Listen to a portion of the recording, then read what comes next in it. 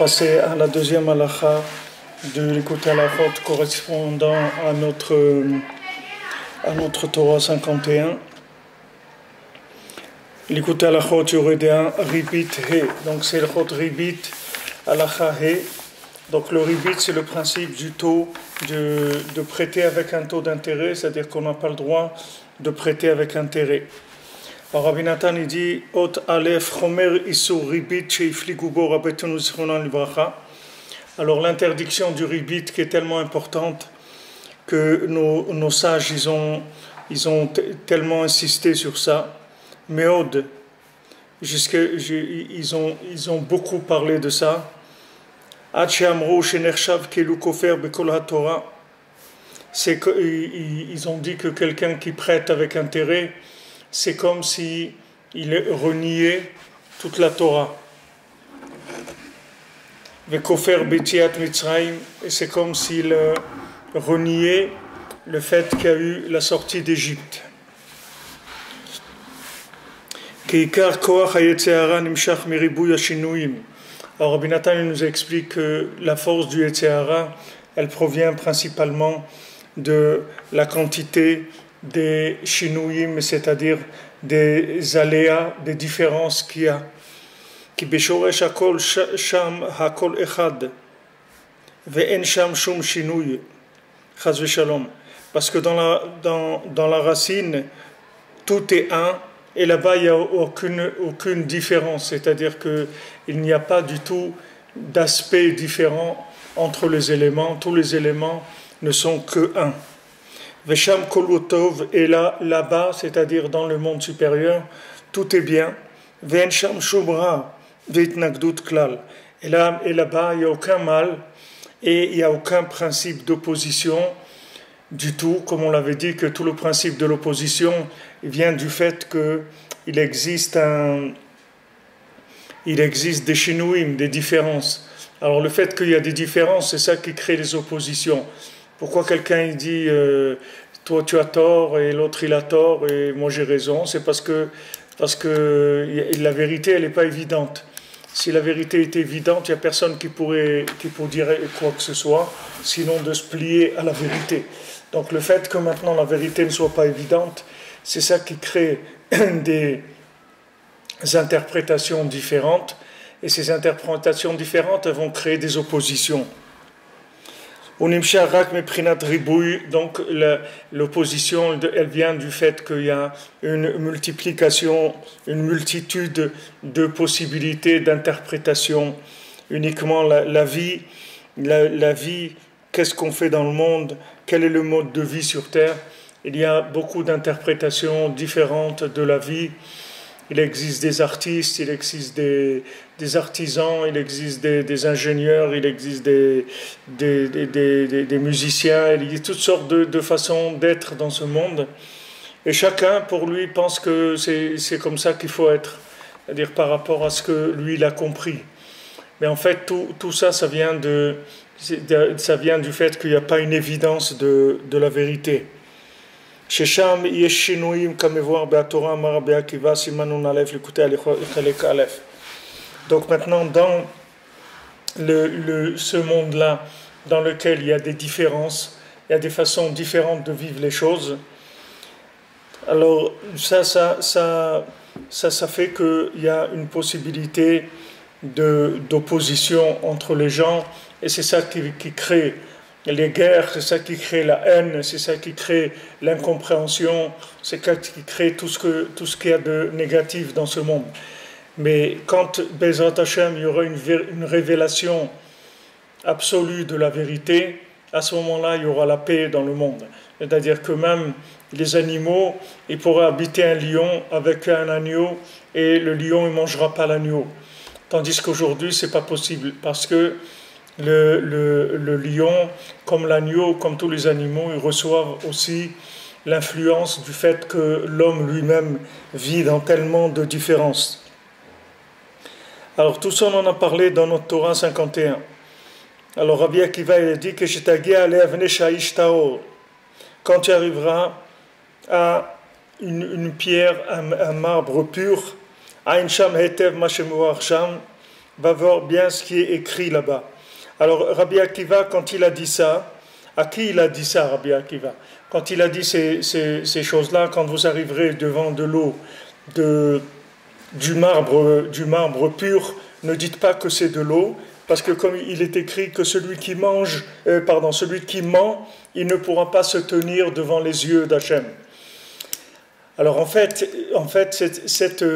cette parole, elle a été dite dans une situation très particulière. C'est les 4 qui sont montés dans le Pardès. Il y a 4 tzadikim, il y a Ben Aza, Ben Zoma, Acher, qui s'appelait aussi Elisha Ben Abouya, et Rabbi Akiva. Ces 4, ils ont voulu monter dans les mondes supérieurs pour aller voir là-bas un petit peu des profondeurs de secrets de la Torah. Alors c'est là où Rabbi Akiva il les a mis en garde. Il leur a dit: faites attention, quand vous allez arriver là-bas, ne vous trompez pas dans ce que vous allez voir. Vous allez voir du marbre et vous allez croire que c'est de l'eau. Donc ne vous trompez pas dans ce que vous allez voir. En fait, ils se sont trompés puisque Ben Azaï, il a vu, il est mort. Ben Zoba, il a vu, il est devenu fou. Et les Chachamim me disent: il est devenu fou, mais après il est mort. Et Acher, qui était un très grand érudit, lui, il est devenu complètement athée, c'est-à-dire qu'il a complètement tout rejeté. Il n'y a que Rabbi Akiva qui est rentré Béchalom et qui est sorti Béchalom, qui est rentré en paix et qui est sorti en paix. C'est-à-dire c'est le seul qui a pu voir cette vérité et qui n'a pas été choqué par justement cette question-là. C'est-à-dire il a vu le prince de la Torah, il a vu Hachem, et le prince de la Torah, il a cru que le prince de la Torah, l'ange Matat, il a cru qu'il était indépendant. Il n'a pas pu imaginer comment une telle puissance, elle peut être dépendante d'Hachem. Donc ça, il les avertit avant Rabbi Akiva. Il leur a dit: faites attention, parce que si maintenant vous allez avancer dans un domaine qui vous est étranger et qui n'est pas à votre niveau, le problème c'est que vous allez avoir des questions. C'est ça votre problème. C'est-à-dire que tant que maintenant je gère une lumière qui est adaptée à mon niveau, alors tout se passe bien. Mais si maintenant je commence à rentrer dans une lumière qui est au-dessus de mon niveau, le problème que je vais avoir, c'est que ça va me poser des questions. Et quand il y a des questions, ça veut dire que je vois des contradictions. Et ces contradictions-là, elles viennent du fait que là où je suis rentré, j'arrive pas à voir comment 2 font 1. Je crois que 2, c'est 2. J'arrive pas à voir que 2, c'est 1. Pourquoi? Parce que ça dépasse mes capacités d'intégration de ces vérités-là. Alors ça, c'est un principe général qui est la conséquence du trop de lumière. C'est-à-dire quand il y a trop de lumière, ça donne des questions. Les questions, ça veut dire qu'on voit des contradictions. Maintenant, ces contradictions, normalement, elles n'ont pas lieu d'être puisqu'il n'y a pas de contradiction. Mais le fait que maintenant je me trouve dans un domaine qui dépasse mes récipients, donc je vais voir des choses qui vont m'interpeller et qui vont me mettre en opposition. C'est-à-dire que ces éléments eux-mêmes, ils vont se mettre en opposition. Je veux dire, comment c'est possible qu'il y ait ça et ça en même temps? C'est pas possible. C'est la vérité. C'est ou ça ou ça. Mais en fait, la vérité, c'est tous les deux. C'est la vérité. Seulement là où je me trouve, alors je peux pas voir que c'est un. Comme dans la vue, si vous voulez. Des fois, vous vous trouvez loin de quelque chose et vous regardez, vous croyez qu'il y a deux personnes. Quand vous vous rapprochez, vous voyez qu'il y a une personne, qu'il n'y en avait pas 2. Mais quand vous êtes loin, vous avez l'impression qu'il y a 2. Maintenant, dans la lumière, du moment où je n'ai pas une maîtrise des éléments, maîtrise des éléments, ça veut dire capacité de connecter ces éléments avec Hachem, alors je me retrouve avec une différence de connexion entre une chose et une autre. Alors quand il y a une différence de connexion, c'est ça qui va me donner la question. Et quand je vais me poser la question, je vais me trouver avec un problème. Je vais dire, mais pourquoi Hachem il a créé les lézards, par exemple? On n'a pas besoin des lézards. Les lézards, ça nous embête. Pourquoi? Pourquoi Hachem il a créé des grenouilles? Pourquoi tout ce qui va me déranger, ça va me poser des questions. Je vais commencer à avoir des questions parce que je ne vais pas arriver à intégrer. Et là où je vais me poser le plus de questions, c'est quand je vais voir que je fais quelque chose de bien, au lieu de recevoir une récompense, je reçois un coup sur la tête. Alors là, je ne comprends plus rien du tout. Là, je ne comprends plus rien. C'est-à-dire, quand maintenant je fais le bien, je reçois le bien, bon, ça va, c'est normal, c'est bien, c'est normal. C'est pour ça d'ailleurs que j'ai fait le bien. Je m'attendais à des choses bien. Maintenant, je fais le bien et je reçois du mal. Et il y a des gens qui font le mal et reçoivent du bien. Alors là, je ne comprends plus rien à ce qui se passe. Alors, quand je ne comprends rien à ce qui se passe, alors je rentre en opposition, c'est-à-dire je rentre en révolte contre la justice divine. C'est-à-dire que je ne comprends pas la justice divine. Alors la justice divine, ça veut dire qu'au niveau où je me trouve, je ne peux pas comprendre. Il y a d'autres niveaux où je vais comprendre, mais ce niveau-là, je ne vais pas comprendre.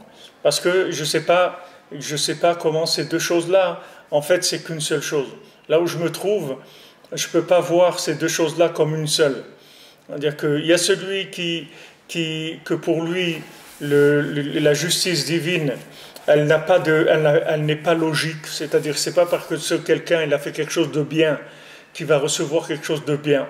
Il est possible qu'il ait fait quelque chose de bien et que le résultat il soit négatif. Parce qu'il y a d'autres critères, d'autres éléments qui viennent dans ce monde et qui ne sont pas compréhensibles. C'est-à-dire, plus on va monter dans le niveau de réparation, et moins les choses seront compréhensibles. Si vous prenez, par exemple, Avraham Avinu, et on dit, il a vu l'endroit de loin. Pourquoi il a vu l'endroit de loin? Parce que maintenant, Hachem il lui dit, voilà, Avraham, tu vas avoir un fils qui s'appelle Yitzhak, il a eu l'âge de 100 ans, après de ce fils-là, tu auras une descendance qui va remplir le monde, etc. Et maintenant, il lui dit, tu vas aller égorger ton fils. Alors, il ne comprend rien, il ne voit pas, donc il a vu l'endroit de loin. C'est-à-dire que maintenant, le fait qu'il y ait cette contradiction-là, ça ne l'a pas ébranlé dans la confiance qu'il avait dans Hachem. C'est-à-dire qu'il a vu quand même la chose de loin. Il s'est dit, écoute, c'est Hachem qui me dit de faire ça. Donc, c'est pas obligé que je comprenne ce que Hachem y fait. Et c'est possible que maintenant, Hachem, il me demande d'égorger mon fils. Et quand même, ça va se réaliser que je vais avoir une grande descendance et tout, avec ce fils précisément. Comment? Je ne sais pas. Il y a beaucoup de choses qui fonctionnent, que je ne sais pas comment ça fonctionne. Mais en tout cas, ça ne va pas m'ébranler dans ma émouna. Tandis qu'il y a beaucoup de gens, quand ils ont vu des choses qui sont contradictoires, ils ont dit, ça y est, c'est terminé. Moi, j'arrête là, je ne vais pas plus loin. Combien de gens, ils ont vu la Shoah, ils ont dit, bon, moi, j'arrête là. Où il était Hachem, à Auschwitz, je ne sais pas. Donc, j'enlève ma kippa et c'est terminé. L'histoire, elle se termine là. C'est-à-dire que c'est une contradiction qui est trop grande, c'est une injustice qui est trop grande, donc qui n'est pas comprise par l'homme. Tout ça, ça vient du fait qu'il a l'habitude de vivre avec des éléments qu'il croit qu'il comprend ce qui l'entoure. Mais s'il avait l'habitude de vivre dans une vie où il n'y a pas de cause à effet, en sachant que c'est tout de la miséricorde d'Hachem, et qu'il n'y a aucun rapport entre le fait que je fasse quelque chose et le fait que Hachem il me donne quelque chose. Il y a beaucoup de choses qu'Hachem il me donne et j'ai rien fait pour ça. Et Hachem il me le donne par miséricorde gratuite. Alors même quand Hachem il me donne quelque chose, que cette chose-là, elle a l'air entre guillemets logique, il faut savoir qu'il n'y a aucune logique dans l'approche d'Hachem. Alors ça c'est ce qui s'appelle, c'est la différence entre ce qui s'appelle les contes, les Sipurim Asiot de Kerev Shanim, c'est-à-dire il y a des contes qui sont des contes de ce monde, des histoires de ce monde, et il y a des histoires qui viennent de Shanim Kadmuniot, il y a des histoires qui viennent d'avant la création du monde, de bien avant la création du monde. Alors les histoires qui viennent de ce monde, ce sont des histoires qui ont un début et qui ont une fin.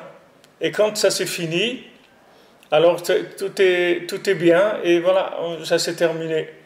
Si vous prenez par exemple Yaakov Avinu, il a eu des épreuves, il a eu des grandes épreuves, beaucoup plus grandes qu'Avraham Avinu, puisque Yaakov, pendant 22 ans, Yosef, il était loin de lui. Donc Yaakov, il a souffert pendant 22 ans que la Shrina l'a quitté et qu'il était dans une situation catastrophique parce qu'il n'arrivait pas à se consoler de la mort de Yosef. Il pensait que Yosef était mort. Donc il n'arrivait pas à se consoler de ça. Et quand il a retrouvé son fils Yosef après 22 ans, il dit à Paham, Hamout, maintenant ça y est, je vais mourir, que j'ai vu ton visage. Pourquoi il dit maintenant je vais mourir? Il dit maintenant ça y est, l'histoire elle s'est terminée, je comprends ce qui s'est passé, il n'y a pas de problème, ça a été une épreuve, maintenant l'histoire s'est terminée, et même si je dois mourir maintenant, ça va, j'ai compris, il n'y a pas de problème, il n'y a aucun problème. Mais il y a des histoires qui ne sont pas des histoires de ce monde. Et ça a un rapport avec le principe du Srar et du Onesh. C'est-à-dire que, normalement, si on comprenait ce que Hachem y fait, quand on fait le bien, on reçoit le bien. Quand on fait le mal, on reçoit le mal. Ou même si tu me dis c'est à l'envers. Quand tu fais le bien, tu reçois le mal. Et quand tu fais le mal, tu reçois le bien. Ok, c'est à l'envers, mais il y a un système. Mais quand maintenant, il n'y a aucune logique entre ces choses-là, entre le bien et le mal, c'est-à-dire que tu vas voir des gens qui font le bien, et des fois ils reçoivent le bien, et des fois ils reçoivent le mal. Et il y a des gens qui font du mal, et des fois ils reçoivent le bien, et ils reçoivent le mal. Alors je comprends plus rien, là je comprends plus rien. Alors si vous voyez toute la Torah qui a été révélée dans le monde, jusqu'à Rabbi Shimon et le Harizal et le Baal Shem Tov et Rabbeinu, c'était une Torah de Srar ve'onesh, c'est-à-dire c'était une Torah où on expliquait aux gens, tu as intérêt à te tenir à carreau si tu veux que ça marche. Donc fais les mitzvot, fais la parole d'Hachem, comme ça tout va aller bien pour toi. Mais maintenant, quand il avait Rabbi Shimon, le Harizal et Baal Shem Tov et surtout Rabbeinu, ils sont venus, ils ont dit écoute, c'est pas comme ça que ça marche. Sache que si maintenant tu fais le bien, c'est pas obligé que ça aille bien. Tu peux faire le bien et ça va mal. Pourquoi? C'est pas parce que c'est pas bien.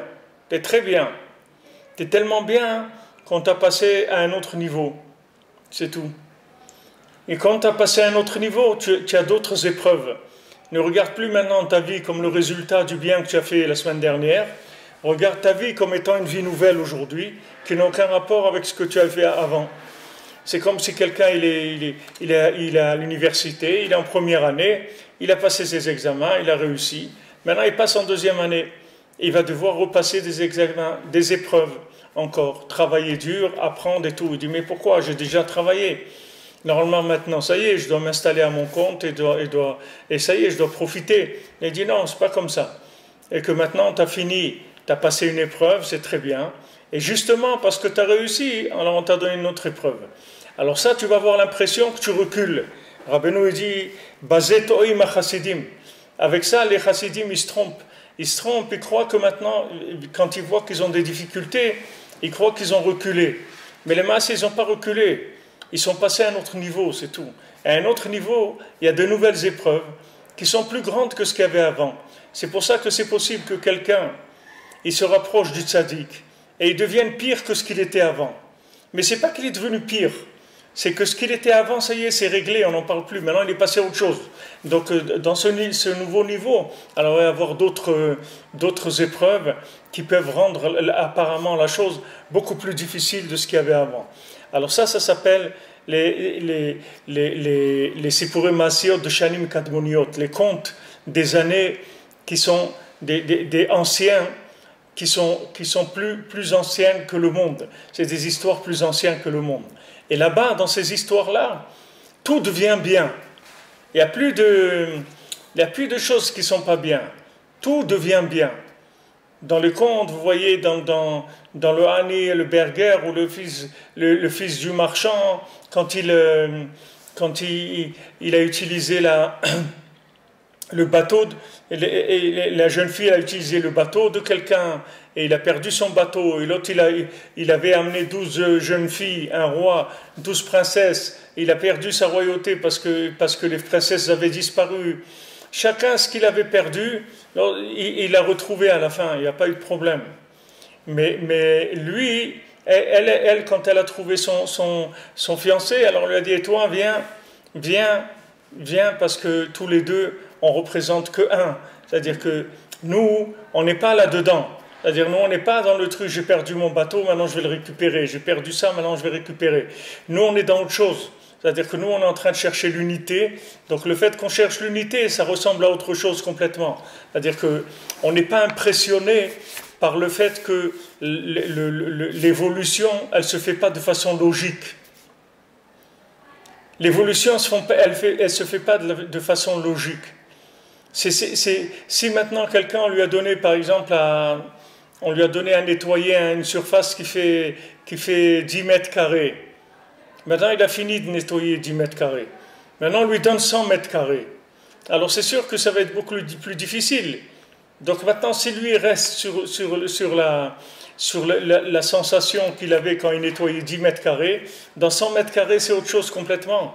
Et après, on va lui donner 1000, et après, on va lui donner 100 000. C'est-à-dire, ça ne va pas arrêter. Donc, lui, toujours, il va avoir l'impression qu'il est loin. De plus en plus, il va se sentir loin. Parce que quand quelqu'un il prend un balai pour nettoyer une surface qui fait 100 000 mètres carrés, et il ne faut pas qu'il ait le vertige, il ne faut pas qu'il s'inquiète, parce que ça va lui prendre du temps, ça va risquer de lui prendre beaucoup de temps, beaucoup d'énergie. Mais s'il compare au départ, quand il avait 1 mètre carré ou 10 mètres carrés à nettoyer, c'est sûr que ça n'a rien à voir avec ça. Alors maintenant, pourquoi Rabbeinu l'a dit maintenant, je vais vous raconter des contes, que ces contes-là, ils sont antérieurs à la création du monde, parce que maintenant, on va vivre dans une façon où il n'y aura pas de logique. C'est-à-dire, on ne va pas comprendre la logique des événements. C'est ça le principe des Sipurim Asiyot. Les Sipurim Asiyot qui viennent gérer des situations où il n'y a pas de logique. C'est-à-dire, il n'y a aucune logique dans cette façon de vivre les choses. Le fils du roi, il est né chez le fils de la servante. Il a été élevé comme un fils de servante. Le fils de la servante, il est né chez le fils du roi, chez le roi. Il est élevé comme un prince. Et après, chacun, il n'est pas bien dans sa peau. Et après, il se retrouve. Et après, il se vend à l'autre. Et comme ça, l'histoire, elle avance, jusqu'à qu'à la fin, chacun il retrouve sa place.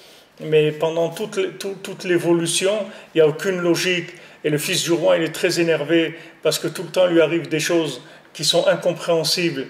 Et il se dit, pourquoi maintenant, moi, on me fait des choses comme ça? Pourquoi on me laisse dans l'incompréhension? Pourquoi on me fait des choses comme ça? Si maintenant je suis quelqu'un qui est un tzaddik, alors il faut me donner ma place de tzaddik. Et si je suis un rachat, un méchant, je comprends. Mais maintenant, vous ne pouvez pas me laisser comme ça. Mettez-moi à ma place. Non, en fait, les contes qui viennent des Shanim Kadmoniyot, qui viennent d'avant la création du monde, ces contes-là, ils gèrent une façon de vivre qui n'a rien à voir avec la logique. Donc maintenant, quand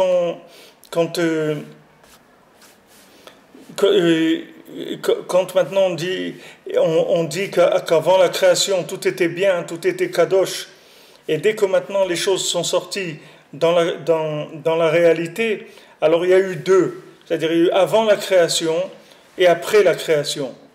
Et tout de suite, il y a eu le mensonge qui a commencé à être possible. Alors qu'avant, il n'y avait pas de mensonge possible, puisque tout était un. Donc il n'y a pas de possibilité de mentir. Une fois que maintenant, il y a eu l'avant-création et la pré-création, alors à ce moment-là, il commençait à avoir des problèmes. L'emprise du mensonge. Bien qu'il n'y avait encore aucun mal, aucun mensonge quand Hachem il a créé le monde, puisque c'était tout frais. C'est-à-dire il n'y avait pas encore il n'y a pas eu de déviation. Il n'y a pas eu de déviation du tout. Ça aurait été possible de vivre dans un monde sans aucune déviation. C'est-à-dire que les choses, elles soient pures, elles soient vraies, elles soient parfaites, elles soient saintes. Il n'y avait pas de problème. Si on avait tenu la route depuis le début, alors tout se serait inclus dans un. Mais comme Adam Arishon, il s'est fait avoir par le serpent, alors ça a commencé les mélanges. C'est-à-dire qu'on voit plus clair, on ne sait plus exactement qu'est-ce qui est du vrai et qu'est-ce qui est du faux. Tout ça, ça a été la démultiplication des éléments de la compréhension de tout ce qui a été entraîné par Adam Arishon. Rach me'achar shaya shne prinot. Nitava miyad aprina shemisham mishtalshel achizat hasheker shuhara. Mais comme il y avait deux façons de voir les choses. Il y avait l'avant-création et la pré-création. Alors de ça, il y a une répercussion qui a une emprise du mensonge. Il y a une emprise du mensonge. Mais si maintenant on arrivait à maintenir l'avant-création avec la pré-création toujours collée, il n'y aurait jamais de mensonge possible. Mais comme maintenant il y a eu justement cette création, c'est-à-dire la pré-création, c'est-à-dire ce que nous on vit, alors il y a une emprise du mensonge, parce que c'est le monde de la pureté, et c'est dans le monde dans lequel on doit avoir libre arbitre, il y a une possibilité de se tromper. C'est de là-bas que vient le mauvais penchant, c'est de là-bas que va venir toute l'opposition. Si quelqu'un il vivait à côté d'Hachem, en le voyant, alors il va pas voir d'Yetzer-Hara. Yetzer-Hara, c'est quand c'est des zones de gris, mais quand c'est tout blanc et tout noir, il n'y a pas d'Yetzer-Hara. Où est l'Yetzer-Hara? Yetzer-Hara, c'est quand les choses elles sont floues, mais dans le clair, s'il y a une évidence. Il n'y a pas d'Yetzer-Hara, le mauvais penchant. Sur quoi il va se baser sur le mauvais penchant? Il va se baser sur quoi? Sur des choses qui sont floues. Il va te dire, ouais, tu vas réussir, c'est bien, tu vas avoir du plaisir, tu vas avoir ça, il va t'embobiner. Mais si tu es à côté d'Hachem, tu vois Hachem, jamais tu ne vas même pas penser que tu vas faire quelque chose qui est contre la volonté d'Hachem. Parce que Hachem Echad, Shmo Echad, du moment où tu vois Hachem, ça y est, tout devient un, il n'y a pas de problème. On a tout compris, ça y est, tout est réglé. Le problème, c'est quand on s'éloigne de un. Alors plus on va s'éloigner de un, et plus il y avoir une multitude de possibilités d'interpréter les choses, et ça va créer le mensonge, et ça va créer l'opposition, c'est-à-dire la possibilité de s'opposer même à la parole divine. Parce que quand il y a un, on ne peut pas parler d'opposition. Quand il y a un, ça veut dire que tout s'inclut dans Hachem. Et de là vient tout le libre arbitre, va voir là-bas. אבל גם אחר הבריאה, אף על פי שכבר נתהווה שורש אחיזת השקר, שהוא הרע משום שם כוח הבחירה. Mais maintenant, même après la création, malgré que maintenant, il y a eu déjà la racine de l'emprise du mensonge, qui est le mal, d'où vient toute la force du libre arbitre, c'est-à-dire comment on peut avoir le libre arbitre? Parce que justement, il y a un choix à faire, c'est-à-dire qu'on a l'impression qu'il y a deux choses, et il ne faut pas se tromper, parce qu'il n'y en a qu'une seule, Béhémet. Il n'y a pas deux, il n'y a qu'une seule. C'est-à-dire il n'y a pas deux choix, il n'y a pas deux choses à choisir, il n'y en a qu'une seule. Donc, normalement, il n'y a pas de problème. Mais le fait que maintenant, il y a eu quand même... Il y a eu cette création-là qui donne l'impression qu'il y a deux choses, qu'il existe un monde, que ce monde-là, il a l'air de tourner plus ou moins logiquement, qu'il y a une évolution logique. Alors l'homme, il pourrait se tromper. De là-bas vient la force du mauvais penchant.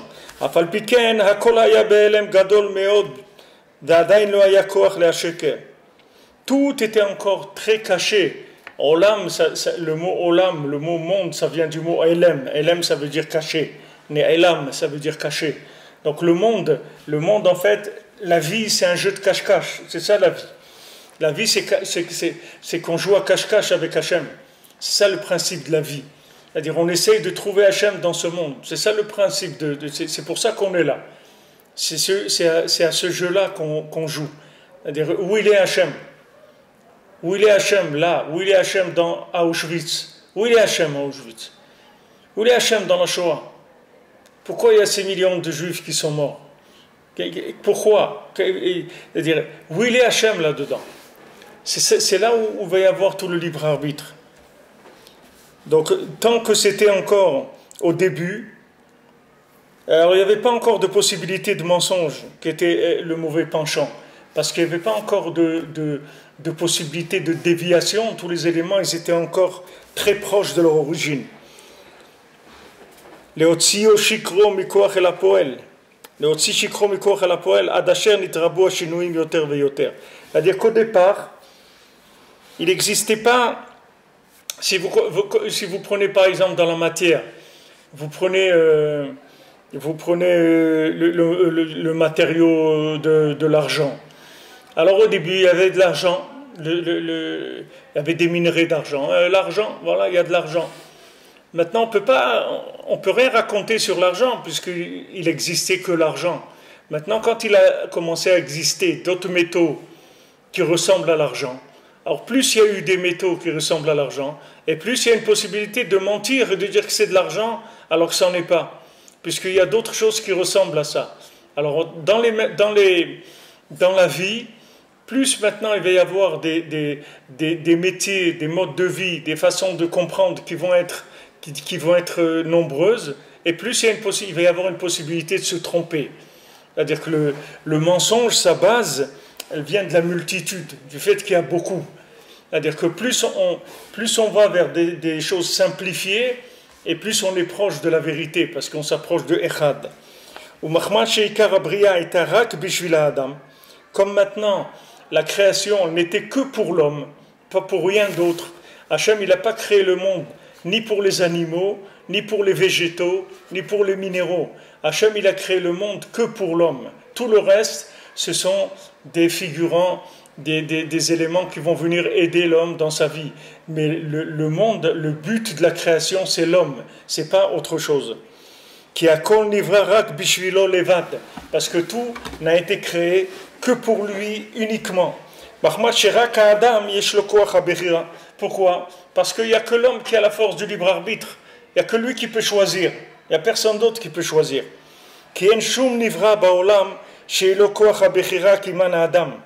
Parce qu'il n'y a aucune créature sur terre qui ait la possibilité de choisir si ce n'est l'homme. Il n'y a que l'homme qui peut choisir.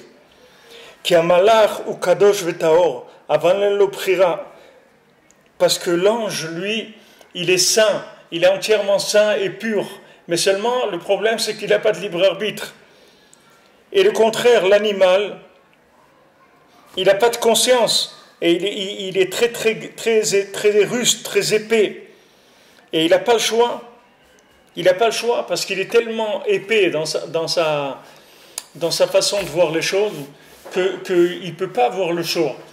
Pour avoir le choix, il faut avoir un minimum de conscience des choses pour avoir le choix. Tu peux allumer un peu. Pour avoir le choix, il y a un minimum de conscience d'Hachem. Mais c'est l'animal qui n'a pas conscience d'Hachem.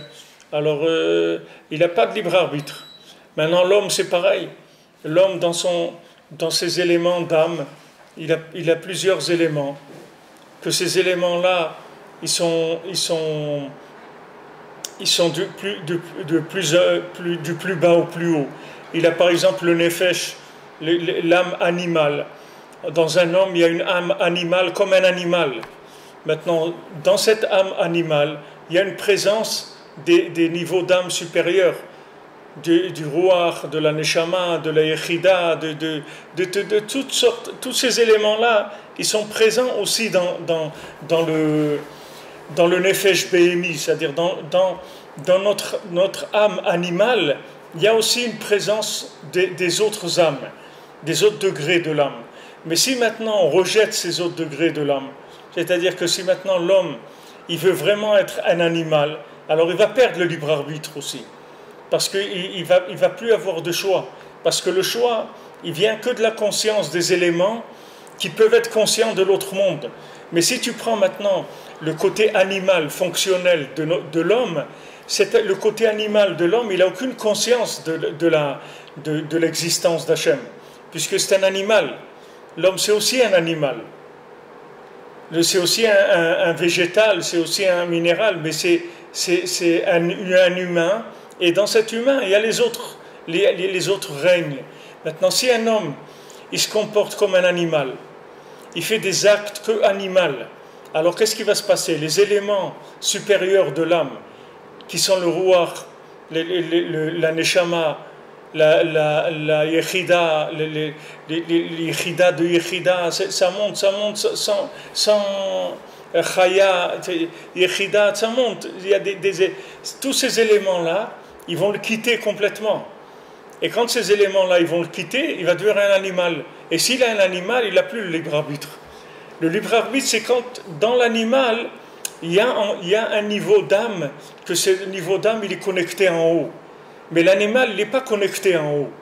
L'animal, il est là que dans la matière, c'est tout. Il n'y a pas de connexion avec en haut. La connexion avec en haut, il se fait qu'avec les autres parties de l'âme.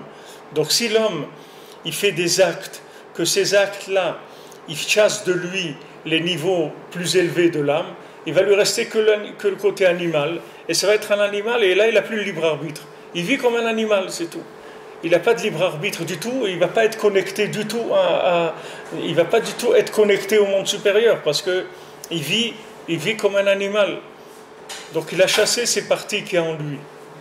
Alors il dit que les animaux, ils n'ont pas de da'at, c'est-à-dire ils n'ont pas de conscience d'Hachem, et ils sont très très matériels, très lourds, et que le libre arbitre, il est que dans l'homme, et donc c'est que pour l'homme que tout a été créé.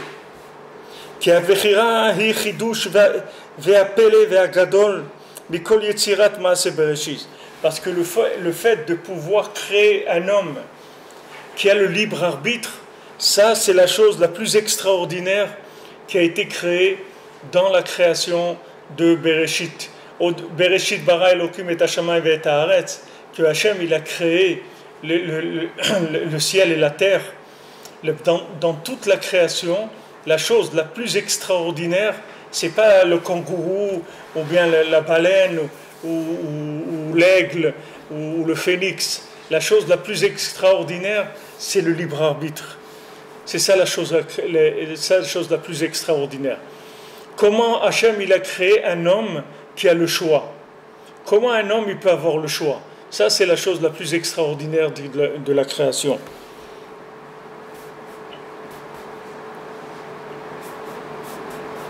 Kamova Basfarim, Devarenu Kama Pa'amim, qu'on s'est écrit dans les livres, et ça veut dire dans les livres de Kabbalah et aussi dans la Torah de Rabbeinu plusieurs fois. Ou Mahmad Sheikach Abechira Etzel Adam, Shebishvilo Livra Hakol, puisque maintenant le libre arbitre se trouve principalement chez l'homme, que pour lui tout a été créé pour lui. Et tout le libre arbitre il vient du fait qu'il y a un penchant qui vient vers le bien et un mauvais penchant. Le hasit ou le hadiach et adam la ribouille va chinouille mibin bnei adam. C'est pour ça que le Yetzer ne pouvait pas révéler son mensonge et commencer à faire tomber l'homme jusqu'à ce qu'ait commencé la multiplication des espèces, c'est-à-dire de nombre des êtres humains. Tant qu'il n'y avait pas plusieurs êtres humains, il n'y avait pas de possibilité de se tromper. Dainu shinithavu shnaim shu keshenivra achava vanaasah shnaim azaya shnedeot.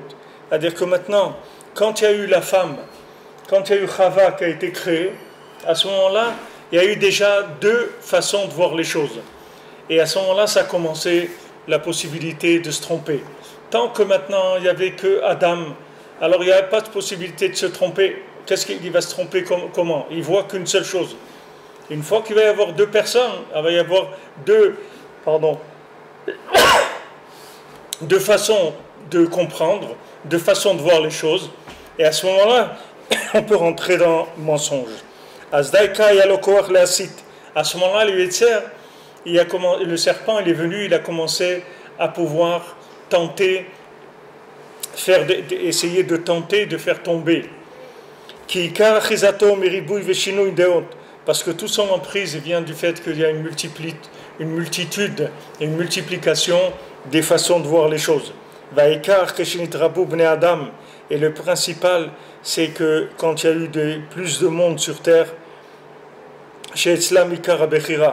comme c'est chez l'homme qu'il y a principalement le libre arbitre, alors plus il y a des gens dans le monde, et plus il y a des hautes différentes, des façons de voir. C'est sûr qu'aujourd'hui, qu'on est des milliards dans le monde, et il y a plus de façons de voir que quand on n'était que des millions. C'est sûr, puisque les gens, ils ont été dans un raffinement de la différence. Ils ont raffiné la différence dans tout. Dans tout. Dans la nourriture, dans le vêtement, dans la façon de construire des maisons, dans tout. Là, plus les gens sont nombreux, et plus il y a des facettes différentes qui viennent. Et donc plus le choix, il va être grand, la possibilité de se tromper, elle va être grande, de plus en plus grande. Plus il va y avoir de monde, plus il y a une possibilité de se tromper. כמו שנאמר, עשה אלוקים את האדם, ישר, והמה ביקשו להם חשבונות רבים. Comme c'est écrit, Hachem il a fait l'homme droit, et eux, ils ont cherché beaucoup de cheshbonot, c'est-à-dire ils ont fait beaucoup de calculs. C'est-à-dire que Hachem il a créé l'homme droit. C'est-à-dire que normalement il y a une seule façon de voir les choses, simple, claire, sans histoire. Mais maintenant l'homme il a cherché beaucoup d'interprétations, beaucoup de comptes. Essayer de faire les comptes comme ça et comme ça et comme ça, essayer de trouver plusieurs façons d'interpréter la vie. Et c'est ça qui a entraîné tout le problème, tous les problèmes de l'humanité, tout le mensonge. Cette multitude-là de possibilités de comprendre, de possibilités d'interpréter. Donc plus il y a eu des hommes qui sont les principaux porteurs du libre arbitre, et plus il y a le mensonge. C'est-à-dire plus le libre arbitre il devient grand. Plus maintenant il y a le mensonge, c'est-à-dire plus maintenant il y a des gens qui vont avoir des idées, des façons de voir différentes, et plus tu vas te trouver devant des centaines, des milliers, des millions de choix possibles d'interpréter la vie. Tu vas aller voir les Chinois, tu vas voir qu'ils vivent d'une certaine manière, tu vas dire tiens ils ont ça, c'est sympa, ces trucs. Tu vas voir les Américains, c'est comme ça, tu vas voir les Africains, c'est comme ça, tu vas voir là-bas, c'est comme chaque pays, chaque ville, chaque village va y avoir une façon de voir les choses qui est différente. Donc ça multiplie, d'un côté ça multiplie la possibilité de se tromper, et d'un autre côté ça rend le libre arbitre il est plus fort, il est plus, tandis que s'il y a moins de choix, alors tu vas pas te tromper beaucoup, et même si tu te trompes tu peux revenir facilement. Mais quand tu t'éloignes dans des mensonges que eux-mêmes ils sont basés sur des mensonges, alors après même quand tu veux revenir tu sais même pas par où revenir. Parce que même la chose d'où tu étais parti, elle aussi, elle est fausse. Et si tu remontes encore, tu vas monter encore quelque chose que ça aussi c'était faux. Alors jusqu'où tu vas aller pour trouver Echad? Tandis qu'avant, il y avait la vérité. Il y avait quelqu'un, il s'était trompé. Alors ça y est, pardon, il revient, c'est tout. Mais maintenant qu'il y a toutes sortes de philosophies, de façons de voir les choses et tout, ça devient beaucoup, beaucoup plus difficile de trouver la vérité. Si on voit ça du mauvais côté, et si on peut voir ça aussi du bon côté, que Dieu a dit que vous multipliez-vous et agrandissez, parce que plus on va se multiplier, plus on va grandir, plus on met Kadesh et Shem Shaim, avec toutes les façons de pouvoir voir Dieu et de toutes les façons de pouvoir voir. Oui, si on s'attache à un. Quand il a dit pour vous, ça veut dire que multipliez-vous. Pour attacher tout à un, si on s'attache à un, c'est sûr. C'est sûr que maintenant, plus le temps passe. D'accord, mais le fait de te multiplier, il y a un avantage, c'est-à-dire que maintenant, les choix que tu vas faire, ils vont être beaucoup plus importants. Mais d'un autre côté, la possibilité de se tromper, elle est énorme. Comme quelqu'un il a écrit, il fait des stickers là dans la rue, mais il dit merci mon Dieu que j'ai pu faire tchouva dans une génération comme ça. C'est-à-dire que c'est une génération que normalement, comment tu vas revenir vers Hachem? C'est-à-dire ça paraît impossible de revenir vers Hachem. Alors qu'il y avait des générations. Les gens, ils étaient beaucoup plus moraux, ils étaient beaucoup plus calmes, ils avaient du temps, ils avaient de l'écoute, il y avait beaucoup de choses qui étaient là, qui facilitaient la connexion à Echad, la connexion à un. Tandis qu'aujourd'hui, le stress et le mensonge, il est beaucoup, beaucoup plus raffiné. Beaucoup plus raffiné. Le fait qu'il y a la télévision, le cinéma, tout ça. Par rapport à ce que vous avez dit, qu'il y a une fois qu'au contraire, dans notre génération, le zibou le galop de Hachem, et Dafka dans des situations qui sont le fait qu'il y a tellement de multiplication. Dans les autres générations, ils n'auraient pas pu Kekadeh Shem Shemaim, Pitom Nachat Shem Hashem, dans un endroit, dans une. Oui, c'est sûr, c'est sûr, c'est sûr. On ne cherche pas peut-être. Mais il faut y arriver. C'est sûr que c'est beaucoup plus grand. C'est-à-dire que quand maintenant il y a 1000 possibilités et tu as choisi une et tu t'es pas trompé, c'est sûr que c'est beaucoup plus grand que quand il y en avait 3 et que tu t'es pas trompé. C'est sûr. Mais aussi le risque de te tromper il est beaucoup plus grand. Et tu vas avoir des. Parce que tout est ouvert. C'est Dieu n'a plus et veut. C'est sûr que c'est la volonté d'Hachem. C'est sûr que Hachem il veut qu'on ait le plus de possible libre arbitre. C'est sûr. Mais il ne faut pas croire que ça rend la tâche plus facile. Ça rend la tâche plus difficile. Ça augmente les risques. Ça augmente énormément les risques. Parce qu'il y a plus de possibilités de se tromper. C'est vrai qu'il y a plus de salaire pour celui qui ne se trompe pas. Si on demande, peut-être si on monte l'échelle, peut-être on a plus de possibilités de se tromper. Ici, par exemple, on voit par rapport à nous, il nous dit bon, un petit peu c'est énorme. Peut-être, la personne elle peut se tromper 1000 fois, mais si elle a fait une petite chose, c'est énorme. Ouais, c'est vrai. Ça déjà beaucoup. C'est vrai. On ne lui demande pas plus dans cette génération. C'est vrai. Mais ça, c'est d'arriver justement à intégrer, c'est-à-dire à s'assimiler à des choses comme ça. Ça demande un mérite. C'est-à-dire que normalement, un petit peu, c'est un petit peu. C'est pas, on ne dit pas qu'un petit peu c'est bien. On dit qu'un peu, ça va, tu as fait un petit peu. Mais maintenant, ce petit peu-là, par rapport à là où tu te trouves et tout, c'est beaucoup, c'est pas un petit peu. Mais toi, tu ne te rends pas compte que c'est beaucoup. Toi, tu crois que c'est un petit peu. Donc les gens vont se tromper. Donc il y a plus d'emprise du mensonge. Parce que le maasé, tu vas voir quelqu'un. Avant, quelqu'un qui avait réussi, ça se voyait. Aujourd'hui, celui qui a réussi, ça ne se voit pas. Quelqu'un, il peut avoir réussi et que c'est un tzaddik et ça ne se voit pas du tout. Tu ne vois pas du tout que c'est lui, que c'est un tzaddik. Et pourtant, c'est un tzaddik, mais ça ne se voit pas. Mais avant, ce n'était pas comme ça. Avant, les choses, elles étaient beaucoup plus claires. Avant, il n'y avait pas des bijouteries de la pacotille. Aujourd'hui, il y a des bijouteries entières, que tout ce qu'ils vendent dans la bijouterie, ça ne coûte rien du tout. C'est tout des trucs, c'est tout du toc. Et c'est un magasin immense, il y a des milliers de bijoux. Mais tous ces bijoux-là, ils sont pas des bijoux, c'est rien du tout. C'est des morceaux de plastique. C'est un morceau de plastique, c'est tout, c'est rien. Avant, il n'y avait pas ça.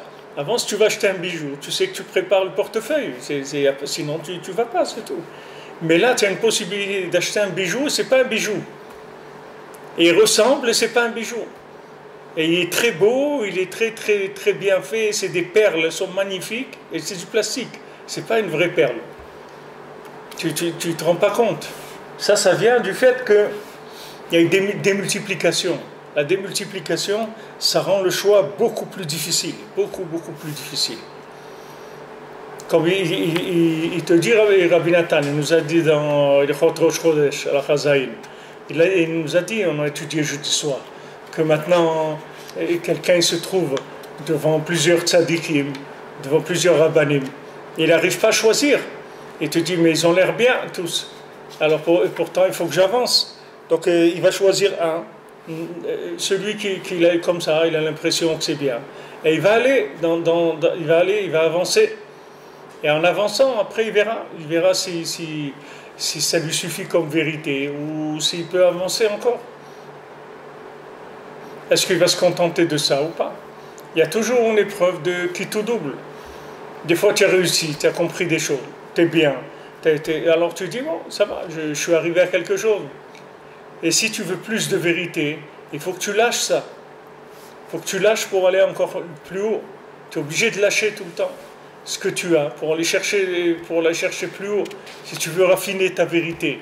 Sinon, ta vérité va rester ce qu'elle est, et petit à petit, d'abord, elle va s'émousser énormément, c'est-à-dire que ça va devenir de plus en plus traditionnaliste, si tu veux.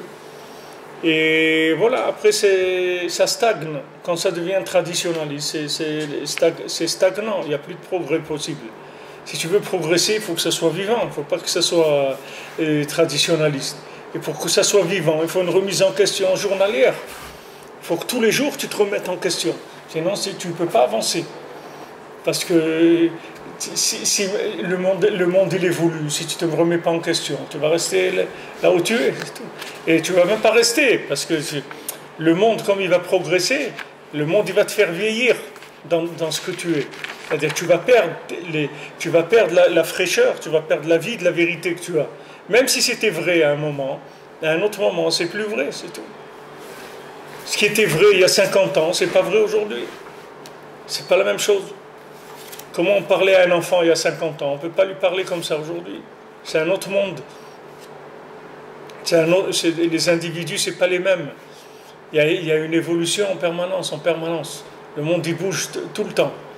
Donc il faut que les individus aussi se mettent en route pour aller vers cette vérité. Sinon, ils vont rester là où ils sont et ils vont reculer. S'il n'y a pas de remise en question, alors il n'y a pas de vérité. La vérité, elle perd complètement son goût. Tu peux prendre les gens il y a 2 générations, comment ils vivaient leur judaïsme et tout. Aujourd'hui, ce judaïsme-là, c'est du mensonge. Tu ne peux pas le vivre comme ça, c'est fini. Parce qu'il n'a plus rien à voir avec ce qu'il y a aujourd'hui. Il n'est plus adapté du tout à ce qui se passe aujourd'hui. Donc il faut trouver d'autres façons de vivre le judaïsme.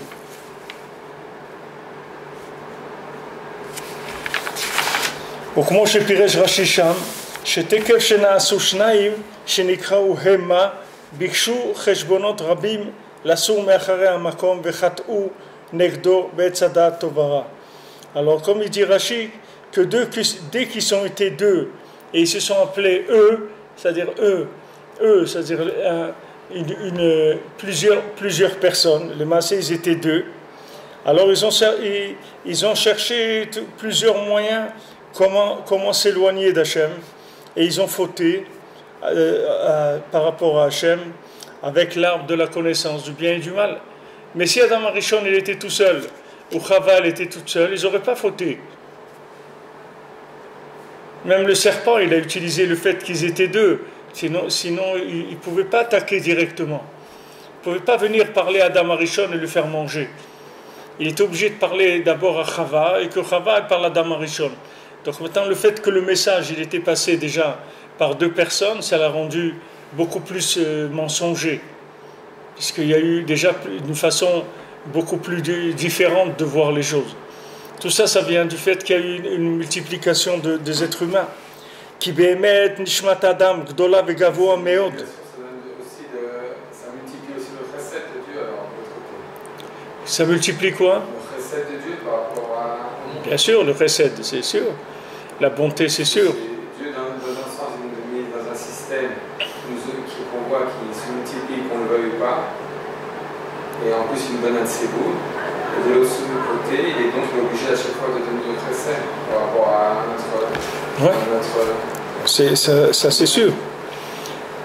Mais il dit que le Béhémet, le niveau de la Neshama d'un homme, elle est grande, elle est très très haute.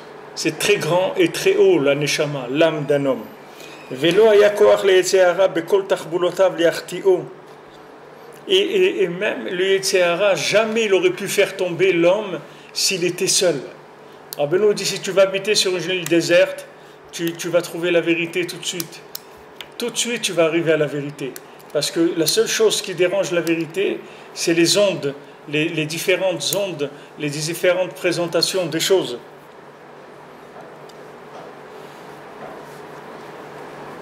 Lo haya koach le Yetzirah bechol tachbulotav le'achti'o. Le Yetzirah, il ne pouvait pas faire fauter l'homme. Qui im al yedeh shemitlabesh tchila be'aisha sheda'ata kala ve'achar kach hi esita onto. D'abord, le serpent, il s'est occupé de Chava. que Chava, la conscience qu'elle avait de l'interdiction d'Hachem, elle était plus légère que ce qu'il avait Adam Arishon. Donc il a pris, si tu veux, les faibles, et avec les faibles, il a fait tomber les forts. Il a utilisé les faibles pour faire tomber les forts. Doucement, doucement, il les a fait tomber.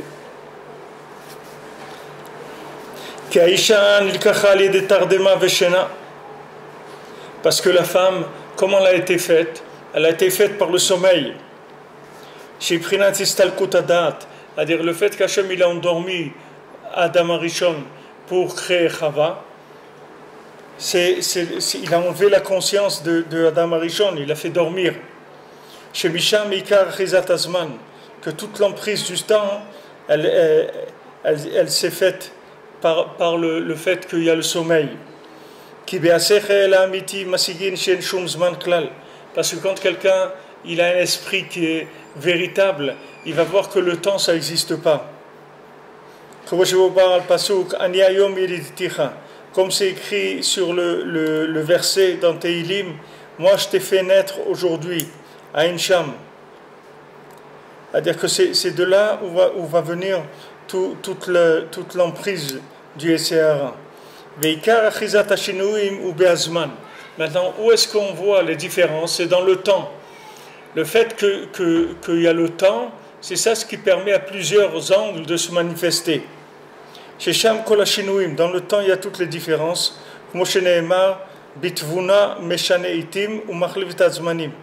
c'est écrit que Hachem, il change, avec la compréhension, il change le temps, et il modifie le temps, et il change les périodes.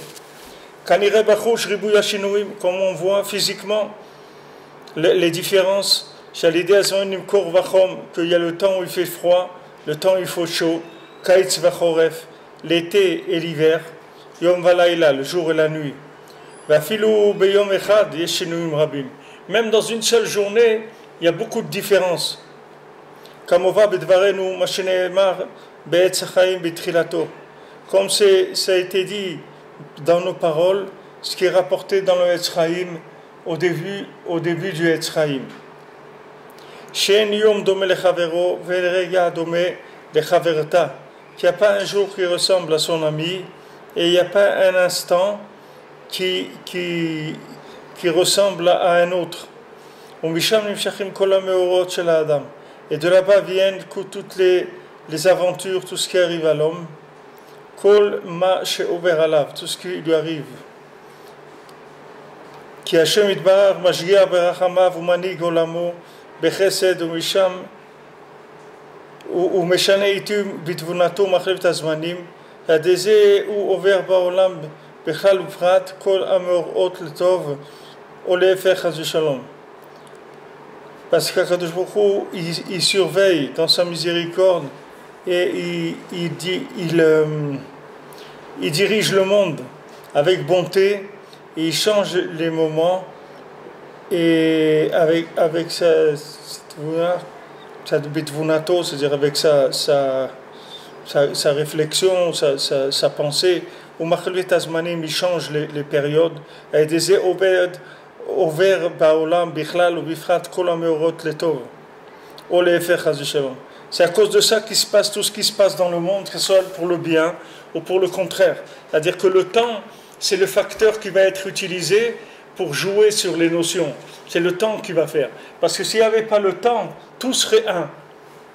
Et le fait que maintenant il y a le temps, c'est ça qui fait la multiplication. La base de la multiplication, de la multitude, c'est le temps. C'est le temps qui permet ça. Puisqu'on voit que les Shinouim, ils viennent du temps. Il y a l'été, il y a l'hiver, il y a le chaud, il y a le froid, il y a le jour, il y a la nuit.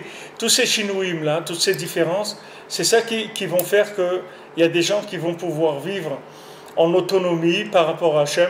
Et ils ne vont pas se poser de questions. Ils ne vont jamais se dire pourquoi on est né. Peut-être qu'on est né pour se marier, pour avoir des enfants. On ne sait pas. Alors ils sont obligés d'aller voir les plus grands rabbins, les trucs qui leur font des bénédictions. Et après ils leur parlent un peu, ils leur disent il faut vous marier, trucs, allez Mazal Tov, tout ça. Alors qu'ils pourraient d'eux-mêmes comprendre ça. Mais le fait qu'il y ait une multitude de façons de vivre, alors ça va affaiblir automatiquement la façon de voir la vérité.